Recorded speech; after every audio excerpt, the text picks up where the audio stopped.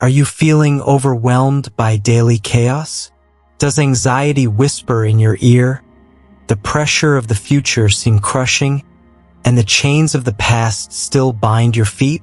Do you search for peace, clarity, a deeper meaning, but find only noise and distraction? But what if I told you there is a path? A path walked for over 2,500 years, offering not an escape from reality, but a profound understanding of it. A path that teaches how to transform suffering into wisdom and anxiety into serenity. Welcome to a journey through Buddhist teachings for a better life. In this video, we won't just talk about theories. We will delve into ancestral practices that have the power to revolutionize your existence, right here and right now. If you are ready to silence the chaos and find the lasting peace that dwells within you, your journey begins this very moment. Before we begin, if you are also seeking this transformation, do yourself and our channel a favor. Press the subscribe button and activate the bell. And if this topic resonates with you, leave us a like right now. It's a simple gesture that helps us continue to bring ancestral wisdom into the modern world. Now take a deep breath. Let's begin. Chapter 1. Learn to let go of the past and start anew. How many times a day do you revisit an old mistake? How many conversations do you replay mentally, wishing you had said something different? How many lost opportunities still haunt your present decisions? We carry the past like a heavy burden, a backpack full of stones that stops us from walking freely in the present. At the heart of Buddhist teachings lies a fundamental truth. Suffering, or dukkha, exists, and it is largely caused by our attachment, upadana. And the most treacherous attachment is often to our own memories, to our regrets, and to the versions of ourselves that no longer exist. The past is not a physical place. It is a construct of the mind. It is a ghost. And yet, we allow this ghost to dictate the rules of our current life. The Buddha taught that life can only be lived in one moment. Now, the past is already gone. It is a collection of sensory impressions and thoughts that are no more. The future has not yet come. It is a projection of our hopes and fears. The only point of contact with reality is the present moment. When we fixate on the past, we are actually giving up the only thing we truly possess, this exact second. But why is it so hard to let go? Because our identity is often built on these memories. I am the person who failed in that business. I am the person who was hurt in that relationship. We use the past as a label, a shield, an excuse. Buddhism invites us to do something radical, to tear off this label. The first tool for this liberation is mindfulness, sati. It is not about erasing the past. The human mind doesn't work with a delete button. It is about changing our relationship with it. When a painful memory arises, and it will, the practice of mindfulness teaches us not to merge with it. Instead of being the regret, you become the observer of the regret. You notice the sensation in your body, the thought that appears, the emotion it carries. You observe it as you would observe a dark cloud passing in the sky. You acknowledge, here is the memory of that argument. You greet it, but you don't invite it in for tea. You don't feed it with more analysis, more guilt, or more justification. You just observe. By doing this repeatedly, something miraculous happens. The emotional power of the memories begins to dissipate. The cloud passes. The blue sky of your present awareness remains. The second key is impermanence, anicca. Everything changes. Nothing lasts forever. This applies to the world around us, and more importantly, it applies to us. The person you were 10 years ago is not the person you are today. Your body's cells have changed. Experiences have shaped you. The mistake you made was made by a version of you that no longer fully exists. To accept impermanence means accepting that the past is not a life sentence. If everything changes, then you too can change. You can start anew. Not tomorrow, not next year, but right in this instant. Every breath is an opportunity to begin again. Often, what keeps us prisoner is not even the event itself, but the lack of forgiveness. Here, the practice of compassion, karuna, is essential. This includes compassion for others who might have hurt us, understanding that they too acted from their own level of consciousness and suffering. But crucially, it includes self-compassion. You must forgive yourself. You did the best you could with the knowledge and maturity you had at that moment. Judging your past self with the wisdom of your present self is unfair. Buddhism teaches us to treat ourselves with the same kindness we would treat a dear friend who is suffering. Look at that past version of yourself and, instead of judgment, offer understanding. I understand why you did that. You were scared. You were confused. It's okay. I forgive you. If this message about self-compassion and release makes sense to you, please take a second and show your support. Leave a like on this video so the algorithm understands that this is a valuable message. And if you haven't subscribed yet, this is the perfect moment to join our community. Continuing, letting go of the past is not a passive act. It is an active choice. It is the practice of renunciation, nekhama.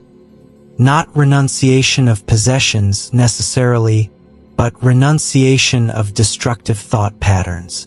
It is the conscious act of saying, I will no longer define myself by this. This requires courage. It is comfortable in a way to live in the past. It is familiar.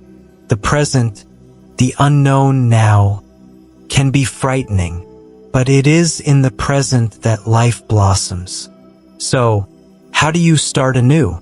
You start anew by focusing on what is in front of you. You bring your full attention to the small things, the taste of your coffee, the feeling of water on your face, the conversation you are having with a colleague. Every time you anchor your consciousness firmly in the present, you loosen the chains of the past. The past becomes what it should be, a reference library, not a prison. You can visit it to learn a lesson, but you no longer live there. You take the book off the shelf, read the necessary lesson, and put it back. Letting go of the past is the first and most crucial step toward a better life, because it clears the path, takes the stones out of your backpack. You cannot build a new house if you are perpetually trying to repair the broken foundations of the old one. Buddhism gives us the tools to abandon the old structure and start building something new, right here, on the fertile ground of the present moment. Your new beginning is not a grand event that will happen one day. Your new beginning is this breath, and this one, and this one. Chapter 2. The end of anxiety, living without attachment to the future. In the previous chapter, we learned to release the heavy anchors of the past. We emptied the backpack of regrets and guilt that was holding us back. But as soon as we do that, many of us immediately face a new abyss. The future. If the past is a prison of what was, the future is the tyranny of what if. We live in a constant state of rehearsal for life. We are always preparing for the next moment, the next meeting, the next vacation, the next crisis. And what is anxiety, if not living in a future that doesn't exist yet and, most of the time, will never exist in the way we imagine it? Anxiety is the suffering of what if? What if I lose my job? What if I get sick? What if I am rejected? The Buddhist teaching on this point is crystal clear. The second noble truth tells us that the origin of suffering is craving and attachment. Tanha.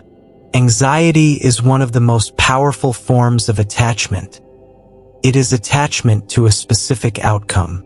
It is the burning desire for the future to unfold exactly according to our script, and the paralyzing fear that it will not. We want to control the uncontrollable. We want guarantees. We want the universe to sign a contract ensuring that everything will be okay. But the central teaching of impermanence, anicca, which we briefly saw, tells us that the only guarantee is change.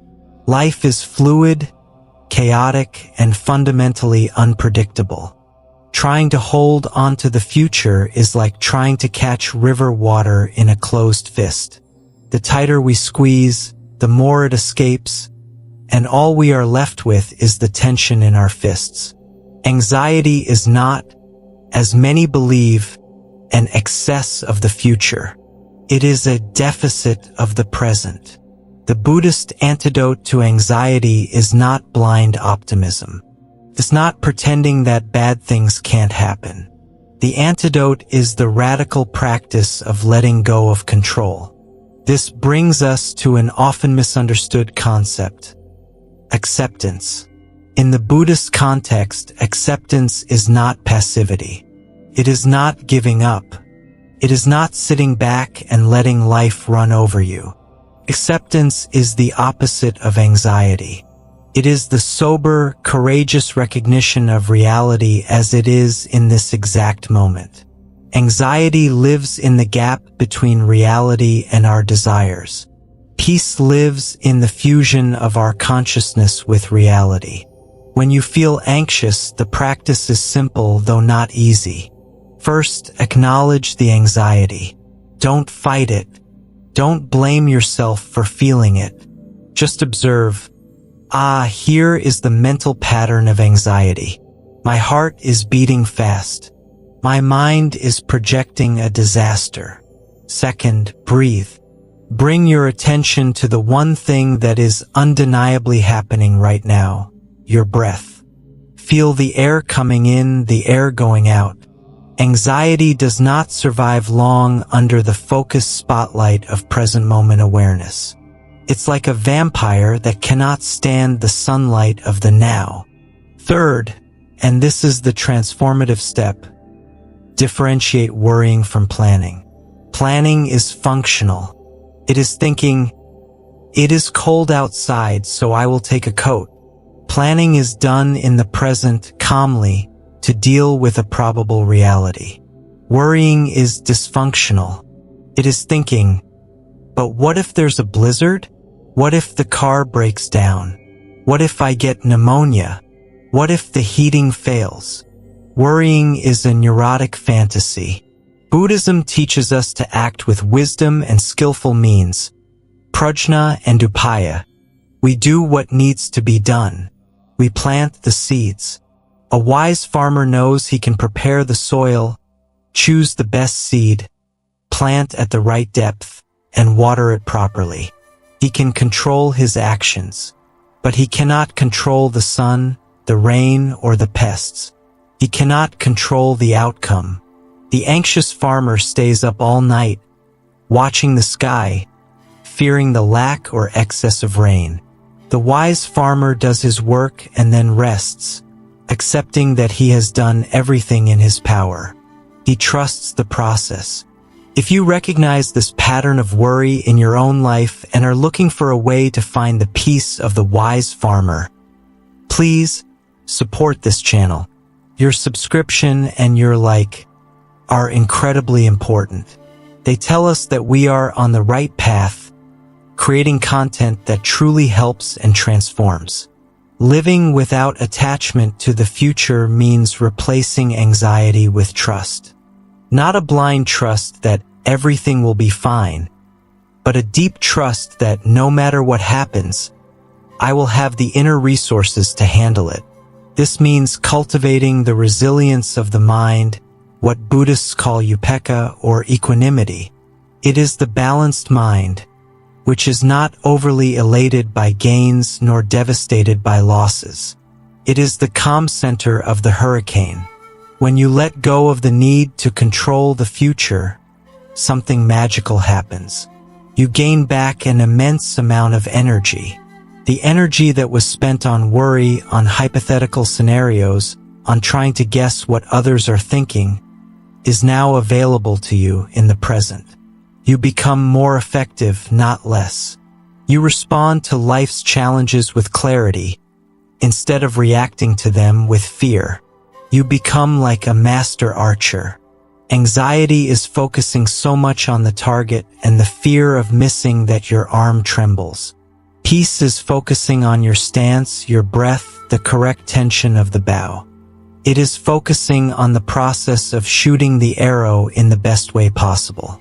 Where the arrow will land ultimately is not completely under your control. Release the illusion of control. Do your best now. Plant good seeds with clear intention. And then let go. Let the future come to you one present moment at a time. You will find that when you no longer try to dictate life's terms, you are perfectly equipped to dance with it, no matter what music it plays. In the previous chapter, we cleared the past. Now we have disarmed the future.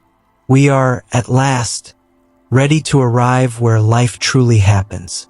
Chapter 3, The Power of Now, the Mindfulness Revolution. In the first 2 chapters, we did essential cleanup work. We swept away the cobwebs of the past, with its regrets and guilts. Then, we closed the door to the howling winds of anxiety for the future, with its worries and fears. And now, where are we? Many of us live believing that life is this grand narrative that stretches from our birth to our death. A timeline. But Buddhism offers us a radically different and liberating perspective. Life is not a line. It is a point. And that point is now. The past is a ghost made of memory. The future is a mirage made of imagination. The only real floor beneath your feet is the present moment. Yet, ironically, this is the one place we rarely are. Our bodies are here, sitting in this chair, reading this text. But where is our mind? Rehearsing tomorrow's conversation, reliving yesterday's offense, planning next year's vacation, or worrying about next month's bill. We are perpetually absent from our own lives. The Buddha diagnosed this state as the root of our dissatisfaction. We are lost in Mara, the world of illusion, wandering like sleepwalkers. The cure for this sleepwalking, the tool to bring us back home, is called sati, which we translate as mindfulness. What is mindfulness? It is the awareness that arises from paying attention, on purpose, in the present moment, and non-judgmentally. Let's break that down because every part is crucial. Paying attention on purpose. This means it is a choice. Our minds are like drunken monkeys, jumping from branch to branch, from thought to thought, from worry to distraction. Mindfulness is the intentional act of saying, "Stop. Let's stay here for a moment." It is an act of cultivating the mind instead of being a slave to it. In the present moment, this means anchoring our awareness in sensory reality. What am I seeing right now? The colors, the shapes. What am I hearing right now? The sounds of the environment, the silence between sounds. What am I feeling right now? The sensation of clothes on the skin, the pressure of feet on the floor, the air entering and leaving the nostrils. And non-judgmentally, this is perhaps the hardest and most liberating part. Our mind is a judging machine. This is good. This is bad. I like this. I hate this. This is boring. This is dangerous. The practice of mindfulness invites us to suspend the courtroom. It's not about liking or disliking your back pain. It's about simply observing the sensation of the back pain. Pure observation. When we live on autopilot, we are reactive. Someone cuts us off in traffic, and anger instantly explodes. We receive criticism and defensiveness rises. Mindfulness creates a space between the stimulus, being cut off, and the response, the angry outburst. Mindfulness introduces a moment of choice. In that space, you notice, here is the feeling of anger arising. My heart has sped up. My face is warm. By observing the anger without becoming the anger, it loses its power over you. You can then choose how to respond instead of just reacting. This is freedom. If you have ever felt that your life is passing on autopilot and you are looking for the tools to take control and live with more presence, this is the moment to commit to your journey. Press the subscribe button so you don't miss any chapter of this series. And if you believe that more people need to learn to live in the present, leave a like to spread this message. Many confuse mindfulness, especially meditation, with an attempt to empty the mind. They try, fail miserably, because the mind produces thoughts, just as the heart beats, and conclude, this is not for me. Buddhism is clear. The goal is not to stop thoughts. The goal is to stop being carried away by them. Imagine you are sitting on the bank of a river. The thoughts are the water and the debris, leaves, branches, passing by. Living on autopilot is jumping into the river and being dragged by the current, hitting every rock. Practicing mindfulness is sitting calmly on the bank and just watching the river flow. A thought about work. A memory from childhood. A judgment about myself. You just observe and they pass. The practice of mindfulness is divided into two wings, formal and informal. Formal practice is seated meditation. It is the gym for the mind. You sit for 10, 20, 30 minutes and choose an anchor for your attention. The most common anchor is the breath. It's not a special breath. It's just the sensation of air coming in and out. Inevitably, within seconds, your mind will wander. It will go to what you need to buy at the store, to that awkward conversation, anywhere but the breath. The moment you realize you've been distracted is not a failure. That is the magic moment of the practice. That is the biceps curl of mindfulness. The moment you realize, I was distracted, you are already aware again. And then gently, without blaming yourself, you bring your attention back to the anchor of the breath. Again and again and again. Every return is a victory. But the real magic happens in the informal practice. It is bringing this awareness into daily life. The Zen master Thich Nhat Hanh famously said that you can practice mindfulness while washing the dishes. Instead of washing the dishes thinking about how much you want to finish to go watch TV, you just wash the dishes. You feel the temperature of the water, the smell of the soap, the texture of the plate. In that moment, washing the dishes becomes the most important thing in the world. You can practice walking, feeling your feet touching the ground, eating, savoring each bite, noticing the colors and textures, brushing your teeth. You can practice listening. How many times do we listen to someone while formulating our next sentence? Mindful listening means offering your total presence to the other person. By doing this, life transforms. What was mundane becomes miraculous. Life ceases to be a series of tasks to check off and becomes a series of moments to be lived. That sip of coffee in the morning, it can be a profound experience of taste, warmth, and gratitude. Living in the now is the antidote to regret and to anxiety. Why? Because in the present, in this exact second, usually everything is fine. In this second, you are breathing. You are safe. The threats almost always live in memory or imagination. By anchoring yourself in the now, you find the only true peace that exists. We've made it. We have planted our feet in the only real place that exists. Now, we are free from the past, detached from the future, and present. From this solid foundation, we can begin to build the pillars of wisdom. The next step is to understand the nature of why we suffer in the first place, by diving into the deep cause of our dissatisfaction. Chapter 4. The root of suffering. Why does life seem so difficult? We have come a long way together. In Chapter 1, we learned to release the heavy chains of the past. In Chapter 2, we disarmed the power of anxiety by freeing ourselves from the tyranny of the future.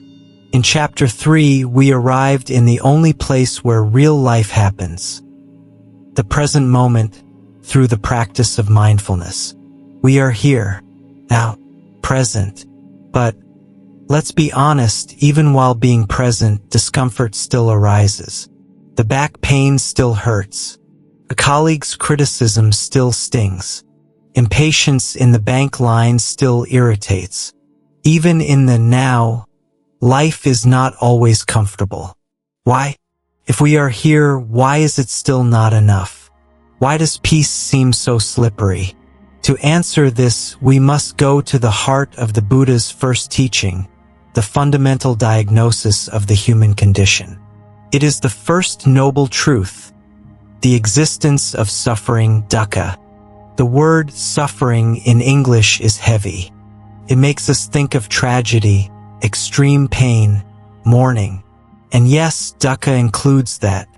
But its meaning is much broader, much more subtle, and much more universal.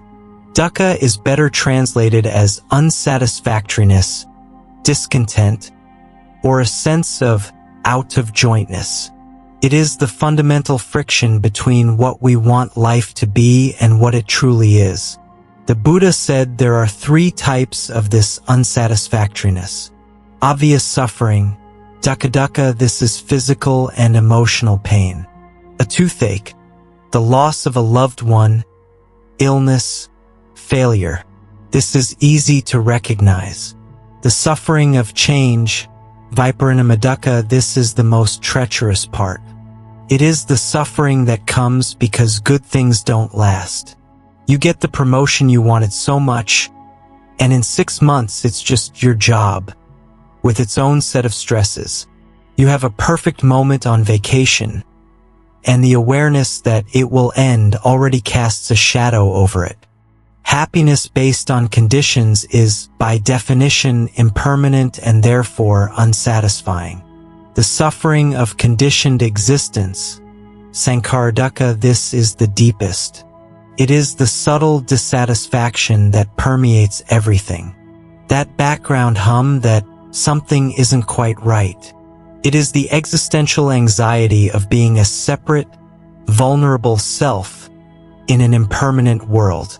The Buddha was not a pessimist. He was a realist. He did not say life is suffering. He said in life, there is suffering.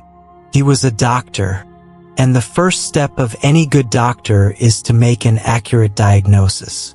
But a diagnosis is useless if it doesn't come with the cause. And this leads us to the second noble truth, the origin of dukkha. Craving, thirst, attachment, tanha. Here is the world-changing discovery. It is not life's events that cause us suffering. It is our attachment to them. It is our internal reaction. Life gives us a stimulus. It rains on our picnic day. The suffering is not the rain. The rain is just falling water. The suffering is our mind shouting, "No, this shouldn't be happening. My day is ruined." Tanha is this unquenchable thirst. It is craving. It is the grasping hand. Buddhism identifies three forms of this thirst.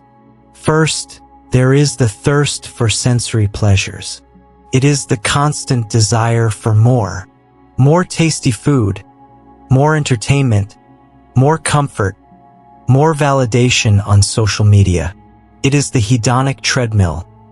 We run in search of the next thing that will make us happy. But as soon as we get it, the happiness dissipates, and we are already eyeing the next one. Second, there is the thirst for being or becoming. This is the attachment to our self, to our identity. We want to be someone. We want to be seen as intelligent, successful, righteous, spiritual. We fight to build the statue of self and spend the rest of our lives fearing it will be scratched. When someone criticizes us, it's not the word that hurts. It's the perceived threat to our precious self-image. Third, there is the thirst for non-being or annihilation. This is aversion. It is the desire for discomfort to disappear. It is anger, hatred, escape. When we feel pain, we don't want to investigate it. We want to destroy it. When we feel inadequate, we seek distraction, numbness. It is the I don't want to feel this. If you are beginning to recognize these patterns in yourself, this constant thirst that keeps you running, know that you are not alone. This is the diagnosis of the human condition. And if you are ready to learn the treatment, the cure, please show your support. Subscribe to the channel and leave a like. It is a sign for us that this profound knowledge is needed. Now, it is crucial to understand, Buddhism does not say that desire itself is the problem. Wanting to eat when you are hungry is functional. The problem is attachment, upadana, which is when craving becomes a demand. To appreciate a cup of tea is wonderful. To feel the warmth, the aroma. Attachment is saying, I need this tea to be calm. If I don't have this tea, my day will be horrible. The first is presence. The second is dependency. We attach to people, expecting them to make us happy forever. We attach to opinions, defending them as if they were our own lives. We attach to outcomes, and when reality presents a different outcome, we break. We are like a shipwrecked person in the ocean, desperately clinging to a piece of wood, our attachments, believing it is our salvation, without realizing that this very act of clinging so hard is what is exhausting us and preventing us from simply floating. Buddhism invites us to loosen our grip. When you understand dukkha and tanha, you stop blaming the world. You stop blaming others. You stop seeing yourself as a victim of circumstances. You realize that the source of your suffering and the key to your liberation are both in your own mind. The diagnosis has been made. The cause of the fever has been identified. It is attachment, reaction, thirst. And the most important question of all is there a cure? The third noble truth of the Buddha is the most hopeful promise ever made. Yes, there is a cessation of suffering. It is possible to extinguish this thirst. It is possible to find a peace that does not depend on external conditions. And the next chapter will lead us on the practical path to achieve this. Chapter 5, The Middle Way, The Practical Guide to Peace. In the previous chapters, we played the role of mental archaeologists. We dug deep, beyond the surface of our anxiety and regret. In the last chapter, we reached the heart of our restlessness, discovering the Buddha's diagnosis, the existence of unsatisfactoriness or dukkha, and crucially, we found its virus, attachment, the unquenchable thirst or tanha. A doctor who only diagnoses the disease and its cause, but offers no treatment, is an incomplete doctor. It would be cruel. But the Buddha did not stop there. After the first two noble truths, the diagnosis and the cause, he offered the next two, which are the beacon of hope. The third noble truth, nirodha, is the promise. There is an end to suffering. It is not a perpetual condition. The thirst can be quenched. The fire can be extinguished. The grip of the hand can be relaxed. This promise in itself is revolutionary. It tells us that peace is not a happy accident. It is a skill that can be cultivated. Lasting, unconditional peace is possible. But how? This leads us to the fourth noble truth, magga, which is the remedy. It is the instruction manual. It is the prescription. It is known as the Noble Eightfold Path. This is not a path of blind faith, nor a set of divine commandments. It is a practical, empirical, and psychological guide to living. It is called the middle way because the Buddha, after living as a prince in extreme luxury and then as an ascetic in extreme deprivation, realized that truth was not in either extreme. Not in hedonism, the search for pleasure, nor in asceticism, the denial of pain. The middle way is a path of balance, of wisdom, of moderation. It is a life lived with intelligence and awareness. Many imagine this path as 8 steps we climb, one after another. But this is not accurate. It is better to imagine it as the 8 spokes of a wheel. Each is essential, and they all work together simultaneously to make the wheel of liberation turn. They are not linear. They are holistic. To make it easier to understand, these 8 factors are grouped into 3 pillars: wisdom, prajna, ethical conduct, sila, and mental discipline, samadhi.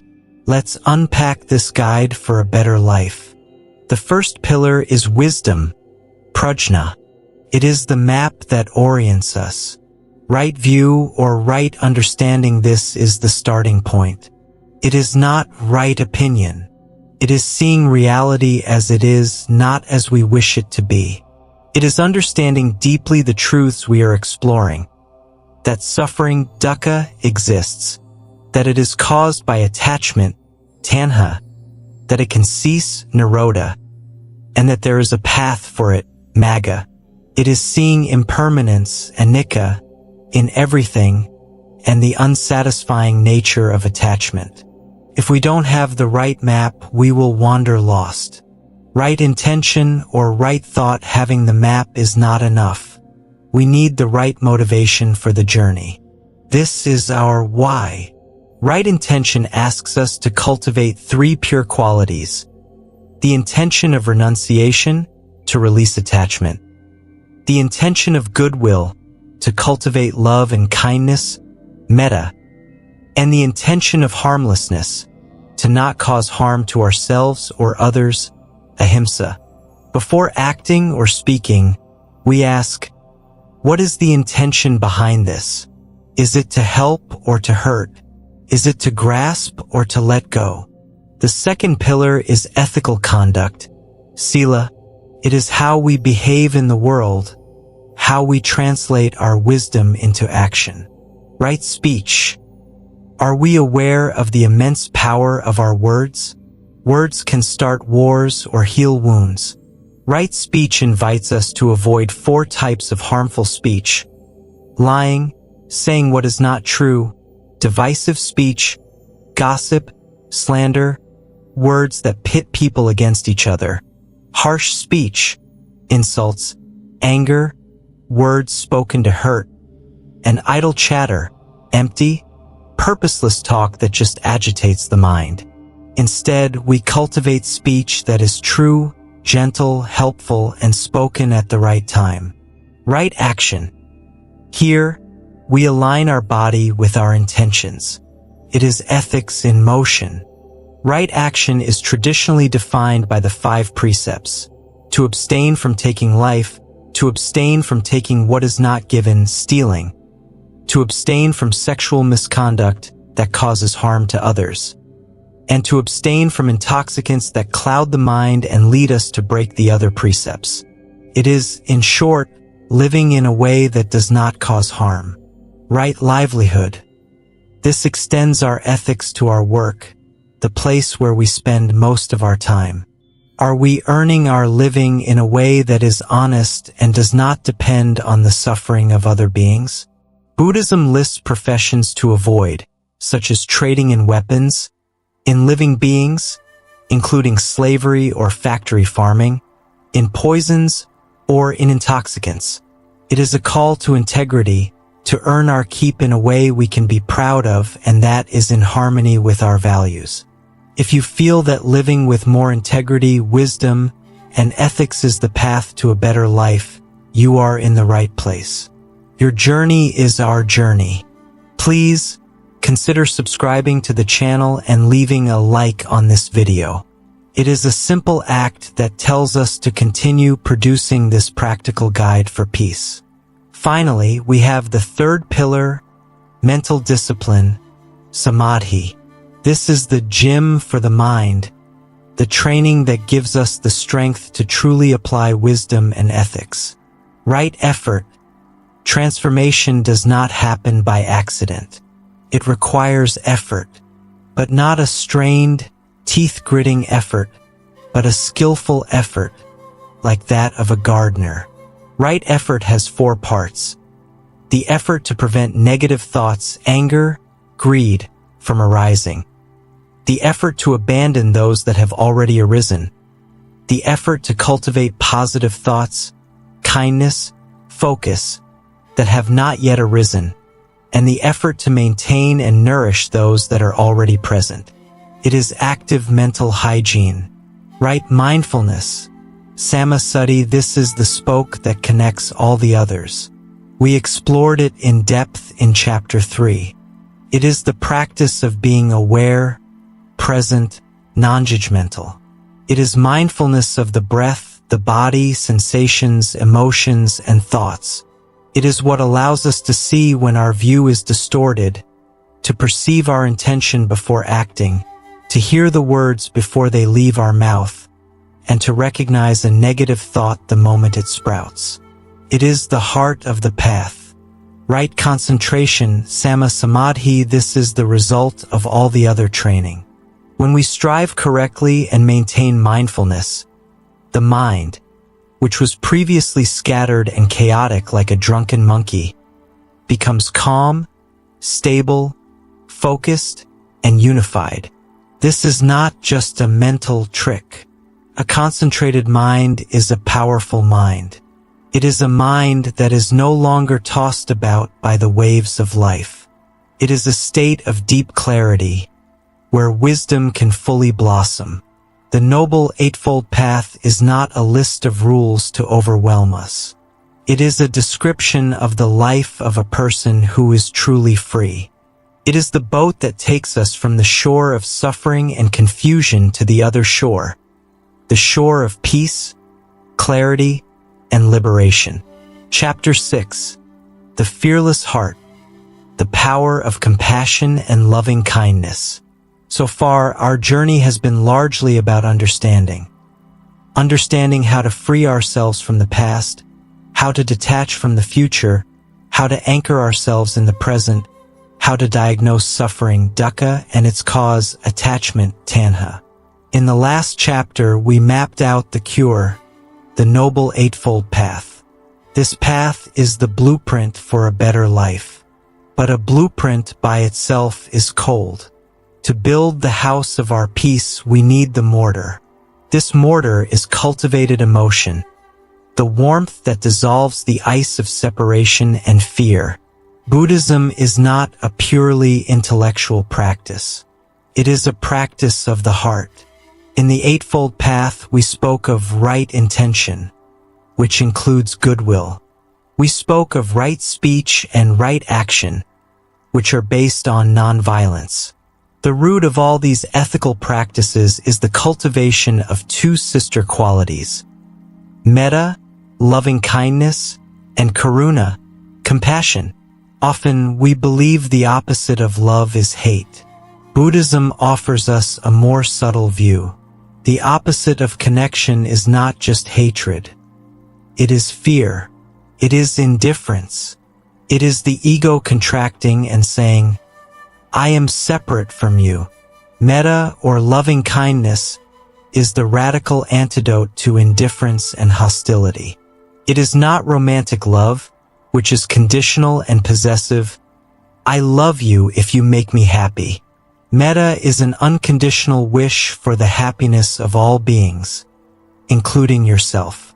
It is the wish that you may be happy, that you may be healthy, that you may live in peace. Karuna, or compassion, is the other side of the coin. Metta is the wish for beings to be happy. Karuna is the heart's response when beings are suffering.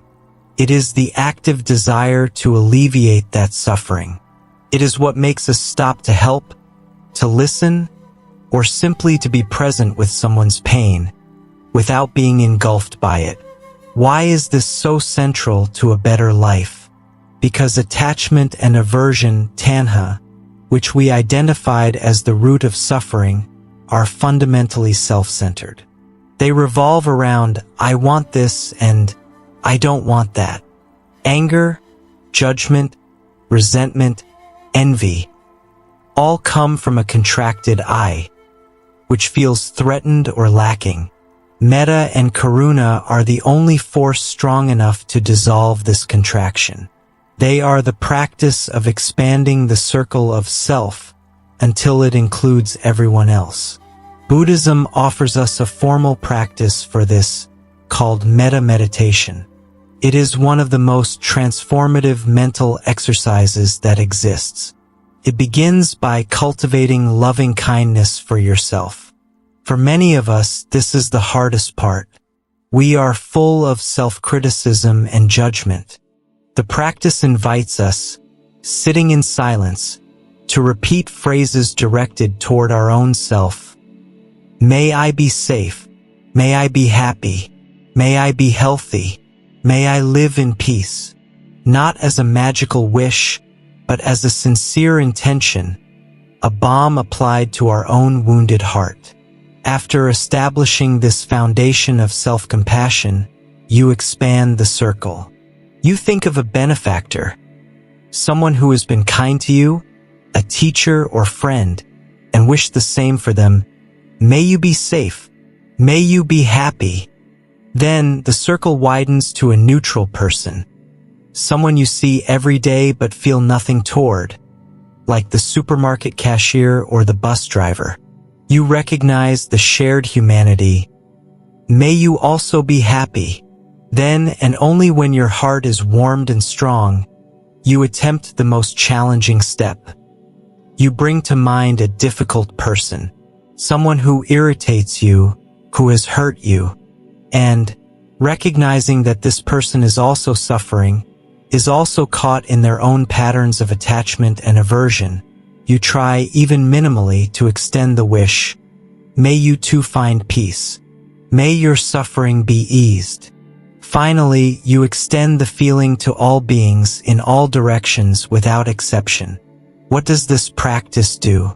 It breaks the habit of categorization. It dissolves the walls we have built between us and them. It trains the mind to exit the reactive pattern of anger and judgment and enter the responsive pattern of understanding and care. If you recognize that the world, and perhaps yourself, needs more compassion and less judgment, and if this practice resonates with you, please join our community. Subscribing to the channel is an act of metta, supporting the dissemination of this message. And leaving a like is an act of karuna, helping other people who are suffering find this content. Now, let's talk about karuna, compassion. Compassion is not pity. Pity looks down from above. Oh, you poor thing. Compassion is empathy in action. It looks eye to eye and says, I see your suffering. It is valid, and I am here. Buddhism warns us against what is called idiot compassion. trying to help in a way that ultimately causes more harm or empathic distress, where you absorb so much of the other's pain that you become paralyzed and drown with them. True compassion, cultivated in the Eightfold Path, is balanced by wisdom, right view, and equanimity, upekkha, which we will see later. You understand that you cannot control the other's suffering, but you can offer relief. You help, but you do not attach to the outcome of your help. You offer your boat for someone to cross the river, but you cannot row for them. Living a better life from the Buddhist perspective is impossible to achieve as a solo project. We are interdependent beings. Your happiness is intrinsically linked to mine, and mine to yours. When you practice metta and karuna, you stop seeing the world as a battlefield of competing egos and start seeing it as a vast, interconnected network of beings, all wanting the same thing: to be happy and to be free from suffering. The driver who cut you off in traffic? He is not your enemy. He is a being caught in his own hurry and anger, suffering. The colleague who criticized you? They are caught in their own insecurity, suffering. Does this make you passive? On the contrary, it makes you more effective. You stop throwing gasoline on the fire, responding to anger with anger, and start bringing water, responding with clarity, with firm boundaries, but without hatred. To cultivate metta and karuna is the most courageous act of all. It is choosing to open the heart in a world that often teaches us to close it to survive. But Buddhism shows us that it is only with an open heart that we can truly live. Chapter 7. The Alchemy of Suffering, Transforming Obstacles into the Path. We have built an extraordinary foundation so far. We have freed our minds from the chains of the past and the fog of anxiety for the future. We have anchored ourselves firmly in the power of the present moment. We diagnosed the nature of unsatisfactoriness, dukkha, and its root, attachment, tanha. We traced the map of liberation, the Noble Eightfold Path, and learned to fuel our journey with the warmth of loving kindness, metta, and compassion, karuna. It seems we are ready. We are at peace. And then life happens. You get fired. Someone you love gets sick. A project you fought for fails spectacularly. Physical pain appears. Betrayal happens. What do we do when theory meets brutal reality? What do we do when the storm comes? Many people approach spirituality with a wrong expectation, that it will create a magic shield that will prevent bad things from happening. They seek a life free from pain, free from loss, free from difficulty. Buddhism offers us something much more powerful and realistic. It does not promise a life without storms. It promises to teach us to build an unsinkable boat. It doesn't teach us to avoid pain. It teaches us not to add suffering to pain. This is the most important distinction of all. The Buddha called it the parable of the two arrows. The first arrow is the pain itself. It is the event. It is the layoff, the illness, the loss. It is the inevitable pain of existing in an impermanent world. This first arrow, says the Buddha, is part of life. We do not have total control over it. The second arrow is our reaction to the pain. It is the suffering we create. It is the arrow we shoot into ourselves. The first arrow, the layoff, hurts. The second arrow is our mind saying, "This is a disaster.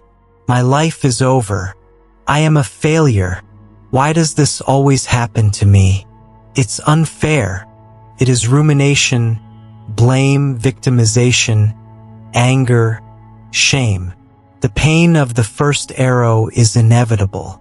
The suffering of the second arrow is optional. A better life, according to Buddhism, is not a life without first arrows. It is a life where we learn to stop shooting the second, third, and fourth arrows into ourselves. This is where we practice the alchemy of suffering. Alchemy was the ancient art of trying to turn lead into gold. Buddhist alchemy is the practice of turning the lead of adversity into the gold of wisdom. The secret ingredient of this alchemy? Mindfulness, sati, which we have already discussed, combined with investigation, Dhammavicaya. When difficulty arises, our automatic instinct, conditioned by the thirst for non-being, vibhavatanha, is to react in three ways: to fight, to become angry, to blame others, to resist aggressively, to flee, to distract ourselves, to numb ourselves, to deny what is happening, to procrastinate, to freeze, to remain paralyzed by self-pity, anxiety, or depression. Buddhism offers us a fourth radical option: to turn inward. Instead of running from the storm, we learn to walk toward its calm center. When pain, whether physical or emotional, arises, the practice is this. First, recognize it, sati. Don't fight, don't flee. Just observe. Ah, here is the feeling of sadness. Here is the sting of rejection. Here is fear. Second, allow khanti. Create space for the sensation. Instead of contracting around it, which only intensifies it, see if you can breathe into it. Imagine your heart and mind becoming vast like the sky, allowing this dark cloud of emotion to simply be there without having to do anything about it. Third, investigate Dhammavicaya. This is the alchemy. With gentle curiosity, ask, what is this really? What is this anxiety? Is it a tightness in the chest? A racing heart? A rapid thought in the mind? What is this anger? Is it heat in the face? Tension in the shoulders? By dissecting the experience into its sensory components, it loses its monolithic power. Anger ceases to be a solid monster and becomes a flow of impermanent, passing sensations. Fourth, do not identify anatta, the most important part. You are not your anger. You are the awareness that is aware of the anger. You are not your pain. You are the space where the pain is felt. This disidentification is the final liberation. The pain may be present, but you, your central peace, are not threatened by it. Zen Master Suzuki Roshi said, "Suffering is not a problem to be solved. It is a gate to be passed through. Every obstacle in your life is not a detour from the path. It is the path. The difficult person at the office is not a problem. They are your teacher of patience and compassion. Your own anxiety is not your enemy. It is your teacher, showing you exactly where you are attached to the future. Your laziness is not a moral defect. It is your teacher, inviting you to investigate what you truly want and what you fear. We see this in the image of the lotus flower. The lotus, a symbol of enlightenment in Buddhism, does not grow in clean, sterile fields. It grows in the thickest, darkest mud. It is from the mud of our suffering, from our greed, anger, and confusion, that the flower of wisdom and compassion can emerge. Therefore, the Buddhist practice asks us to stop trying to fix ourselves and the world, and instead to use every experience, especially the difficult ones, as material for awakening. If you are tired of shooting the second arrow into yourself, if you want to learn to transform the mud of your life into gold, then you are in the right place. This is one of the most profound teachings for a better life. Support this journey. Subscribe to the channel now and leave a like. so that this message of resilience can reach more people who are suffering needlessly. Suffering is not a sign that you are doing something wrong. It is a sign that you are human. The great discovery of Buddhism is that within that very suffering, if we look closely with courage and compassion, we will find the exact path to our liberation. Chapter 8. The Garden of the Mind.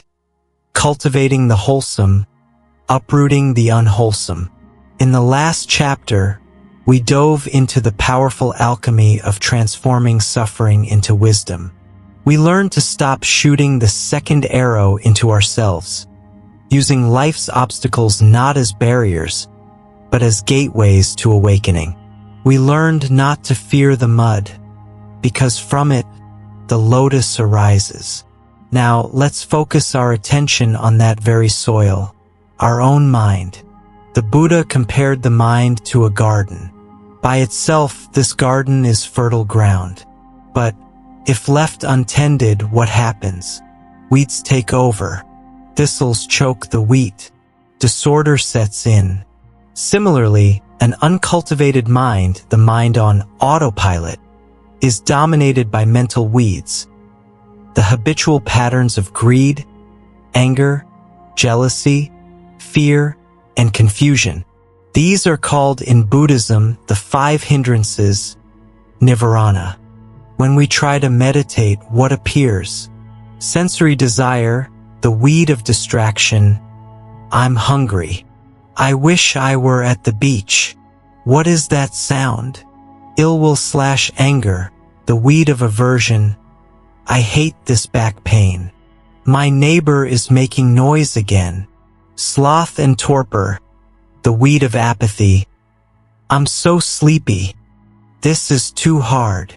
Restlessness and worry, the weed of anxiety. Did I forget to send that email? What will I do tomorrow? Skeptical doubt, the weed of paralysis. This isn't working. I'm not good at this. These are not just the weeds of meditation. They are the mental patterns that run our lives and cause our suffering.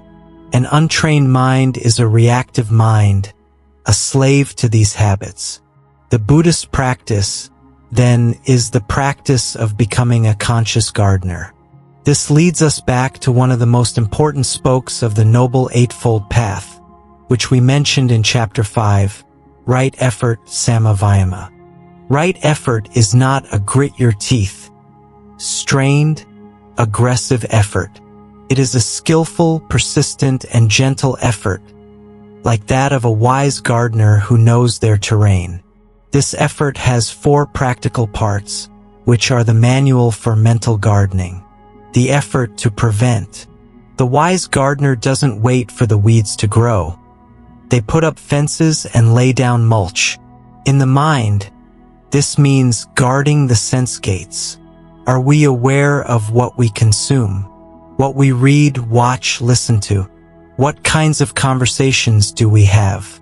If you spend hours consuming angry news, envy-inducing social media, or gossip, you are actively throwing weed seeds into your garden. To prevent means to consciously choose to feed your mind with content that is uplifting, true, and peaceful. It's not about isolating yourself from the world, but about stopping the voluntary pollution of your own water source. The effort to abandon. Weeds will appear. It is the nature of the garden. When a thought of anger, a pang of jealousy, or an obsessive craving arises, what do? The inexperienced gardener tries to rip it out violently, often spreading more seeds. Repressing anger only makes it stronger. The lazy gardener ignores it, and the weed grows until it chokes everything. The Buddhist gardener practices skillful abandonment. They use the mindfulness we've already learned. They see the weed clearly. Here is anger. They don't water it with more stories. He always does this to me. They don't feed it with judgment. I'm a horrible person for feeling this. They simply stop feeding it. They bring their attention back to something wholesome, their breath, a sensation in the body, a thought of kindness. Without food, the weed of anger withers and dies on its own. You let it starve. The effort to cultivate. This is the joyful part of gardening. We don't just remove what is bad. We actively plant what is good. We plant the flowers and the fruit trees. In Buddhism, these are the qualities opposite the hindrances. They are the 7 factors of enlightenment: mindfulness, investigation, energy, joy, tranquility, concentration, and equanimity. How do we cultivate this? By practicing actively. We cultivate loving kindness, metta, as we saw in chapter 6. When you feel bad, instead of wallowing, can you actively wish someone well? Can you practice generosity? Dana? Generosity is the direct antidote to the weed of greed. Can you practice gratitude? Gratitude is the direct antidote to the weed of dissatisfaction. Every day we have the choice. Will we water the weeds or water the flowers? If you are starting to see your mind as a garden that you can actively cultivate so that it blossoms, then this message is for you. Mental gardening is the most important skill for a better life. If you agree, help this garden grow. Subscribe to the channel and leave a like, so we can continue to cultivate wisdom together. The effort to maintain. When a flower finally blooms, a moment of peace, a genuine feeling of joy or compassion, the gardener's job is to protect it. In practice, this means savoring the good. Our mind has a negativity bias. It is like Velcro for bad experiences and Teflon for good ones. Right effort asks us to reverse this. When something good happens, don't just jump to the next thing. Stop for 10 seconds.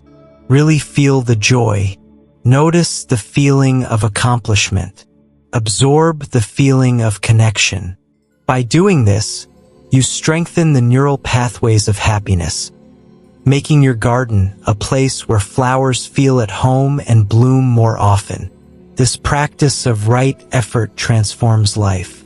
It takes us out of the passenger seat of our own lives, where we are victims of our moods and habits, and puts us firmly in the driver's seat, or rather, the gardener's. You are not your thoughts. You are the gardener who decides which thoughts to cultivate. This is not a day's work. It is the practice of a lifetime. There will be days when the weeds seem to win.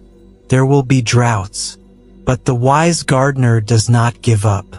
They just show up the next day with kindness, patience, and steady effort, and tend to their plot. By doing this, the mind, which was once a chaotic and frightening jungle, gradually transforms into a place of beauty, clarity, peace, and refuge. Chapter 9. The Great Liberation. Living without the illusion of self. Throughout this journey, we have used phrases like observe your mind, cultivate your thoughts, free yourself from the past, and in each of them, the existence of 2 things is implied: you, the observer, the cultivator, the subject, and your experience, the thoughts, the past, the object. We live our entire lives with this fundamental assumption. There is a permanent I, an I that is the command center, the CEO in the head office, the driver in the car seat. It is the I that was born, that has memories, that makes decisions, and that one day will die. But what if this solid I, this fixed entity that you strive so hard to defend, protect, and promote, were the greatest illusion of all? This is the most profound, most subtle, and most liberating teaching of Buddhism. It is known as anatta, or non-self, along with impermanence, anicca, and unsatisfactoriness, dukkha. Non-self is the 3rd mark of existence. The Buddha did what no other teacher had done before. Like a forensic scientist, he took the self and put it under the microscope of mindfulness. He asked, "Where is this thing we call I?" And he began to dissect. What he found is that the self is not a thing, it is a process. It is not a noun, it is a verb. He analyzed human experience and divided it into 5 categories, known as the 5 aggregates, skandhas. He said that everything we call I can be found in one of these 5 heaps. Form, rupa, this is your body. Hair, skin, bones, blood. You point to your arm and say, "My arm." But is this you? Your body changes every second. Cells die, new ones are born. The body you had 7 years ago has almost none of the same cells as the body you have today. It gets sick without your permission. It ages against your will. If the body is impermanent and often uncontrollable, how can it be the permanent self you imagine? Sensation, Vedana, these are your feelings, in the most basic sense. Pleasant, unpleasant, or neutral. A sip of hot coffee, pleasant. A loud sound, unpleasant. The feeling of your clothes, neutral. Are these sensations you? They are incredibly fleeting. They appear and disappear in milliseconds. They are just reactions. Perception, sana, these are your mental labels. Recognition. You look at something and your mind says, tree, blue, dangerous, good. Are these perceptions you? They are based entirely on your past conditioning, your culture, your upbringing. 2 people can look at the same thing and have completely opposite perceptions. Mental formations, sankhara, this is the big heap. It includes all your thoughts, opinions, beliefs, prejudices, moods, complex emotions, anger, love, envy, and, crucially, your intentions and will. This is where the gardener from the last chapter seemed to live. But are these thoughts you? They appear uninvited, coming from nowhere. They chatter all day. If you were truly your thoughts, you could simply decide, okay, for the next 10 minutes, I won't think about anything. Try it. It's impossible. You are not your thoughts, just as you are not the car traffic on the street. Consciousness, Vijnana, this is the most subtle. It is the very quality of knowing or being aware. Visual consciousness that sees, auditory consciousness that hears, mental consciousness that knows you are thinking. Surely, we say, this consciousness is my true self, my soul. But the Buddha pointed out that consciousness is also dependent. It does not exist on its own. There is only consciousness of something, consciousness of sound, consciousness of thought. It arises and ceases with every object it perceives. The Buddha looked at these 5 heaps, one by one, and concluded, the body is not I. Sensations are not I. Perceptions are not I. Mental formations are not I. Consciousness is not I. So what is the self? It's a habit. It's a story. It's a label the mind applies to this constant, interdependent flow of body, sensations, and thoughts, just for convenience, to navigate the world. This is a profound concept. It is the axis on which all liberation pivots. If you feel your understanding of the self beginning to expand, please support our channel so we can continue to explore this wisdom together. Leave a like so the algorithm knows this is a valuable conversation, and subscribe so you don't miss our final chapter. Why is this discovery the great liberation? Think about it. What is it that suffers?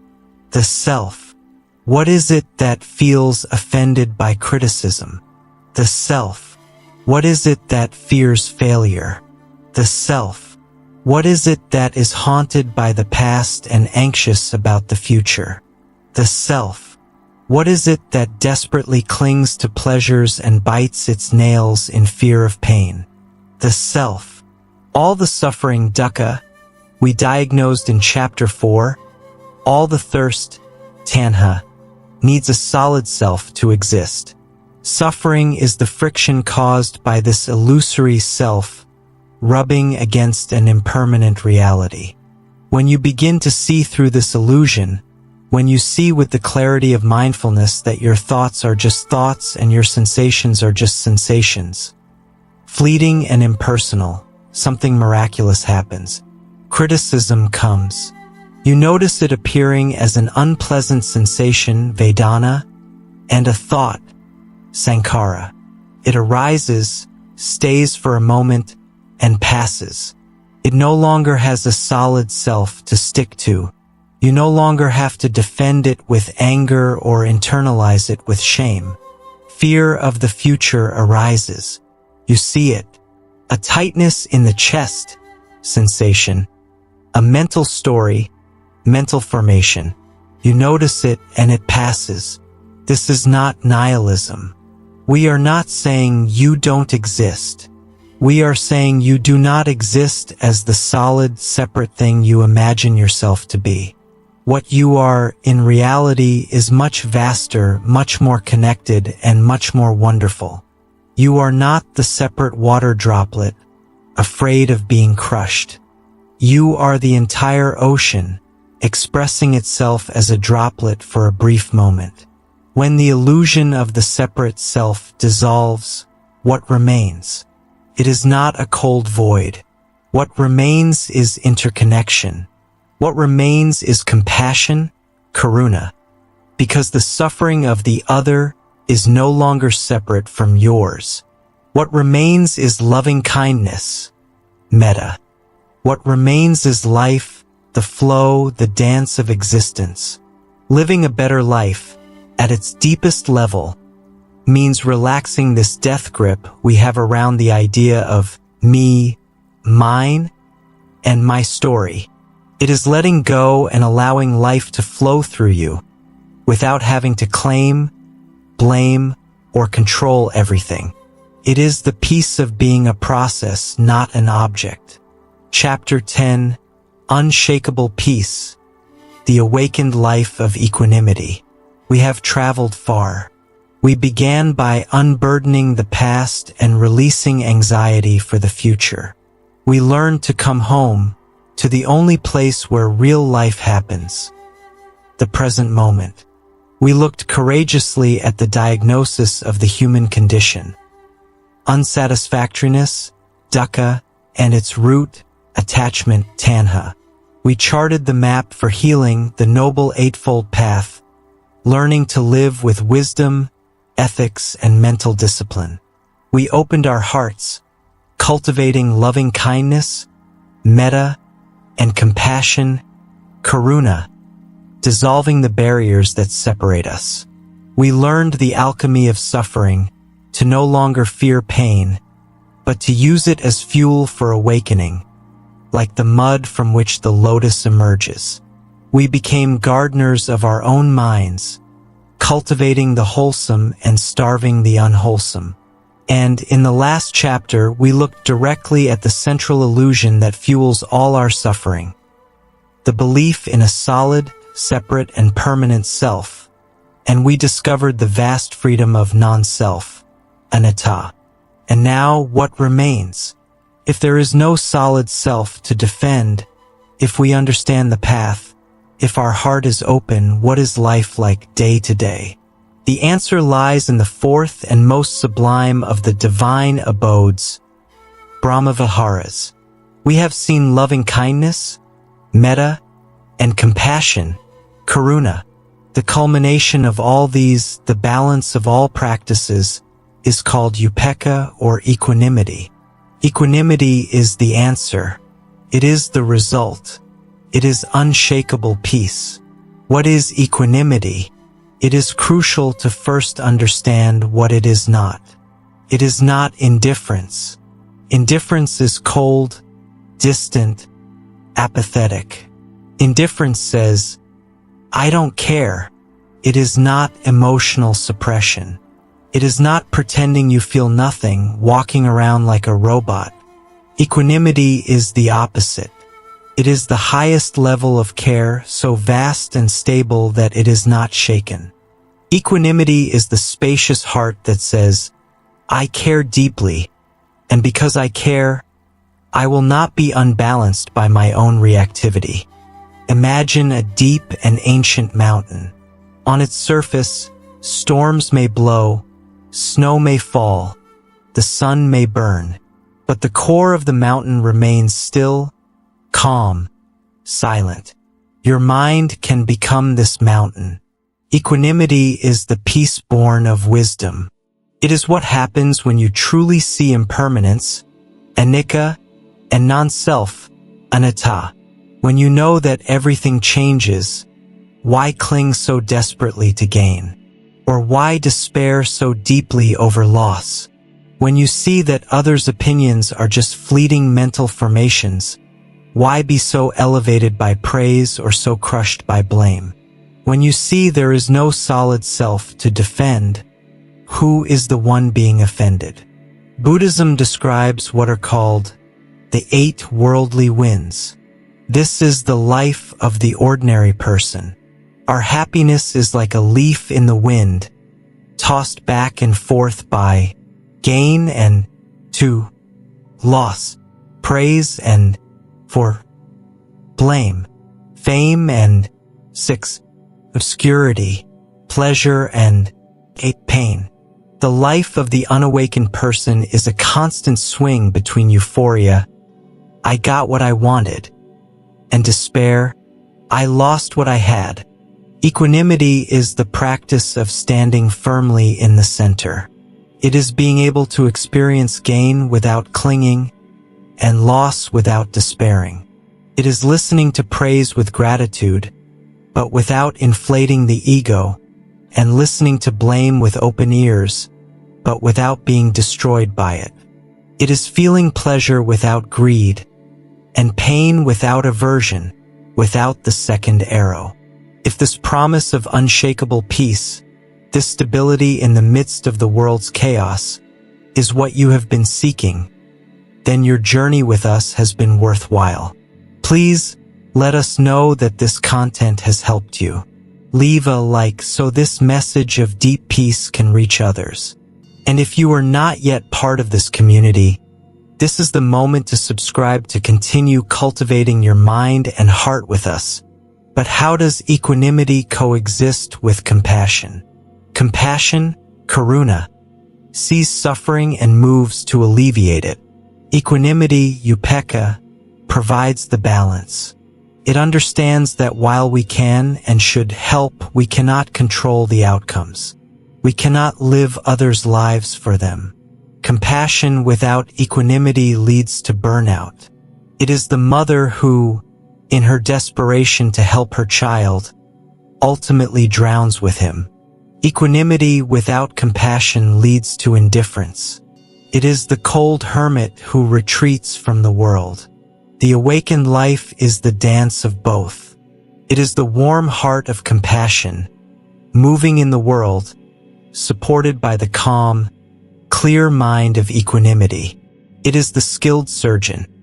He has deep compassion for the patient, but his hands are steady, balanced, not trembling with anxiety for the result.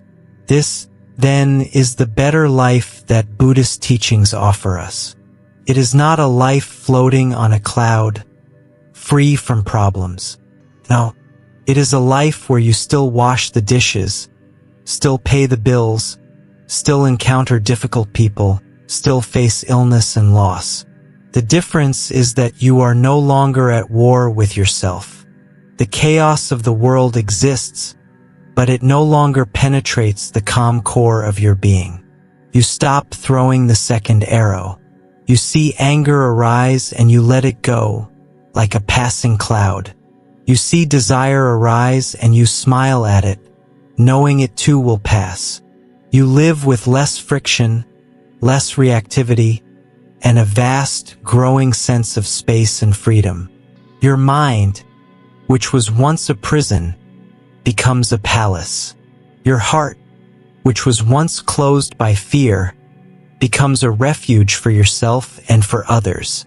The 10-chapter journey ends here, but your real journey, the practice of bringing these teachings into every present moment, is just beginning. The path has been laid out. The tools have been taught. From learning to release the past to finding the unshakable peace of equanimity, Buddhist wisdom is not a theory. It is a daily practice for a freer, clearer, and more compassionate life. There is nothing you must believe. There is only what you can practice and verify for yourself. Your journey does not end with the end of this video. In fact, it begins now. If this 10-chapter series has offered you value, given you a tool, or brought you a moment of peace, I ask one last thing in return. Take these teachings seriously. And to help us continue this mission, please, if you haven't already, press the subscribe button now. Leave your final like on this video as a sign of your intention to cultivate a better life. Thank you for joining us on this journey. May you be safe. May you be happy. May you find peace.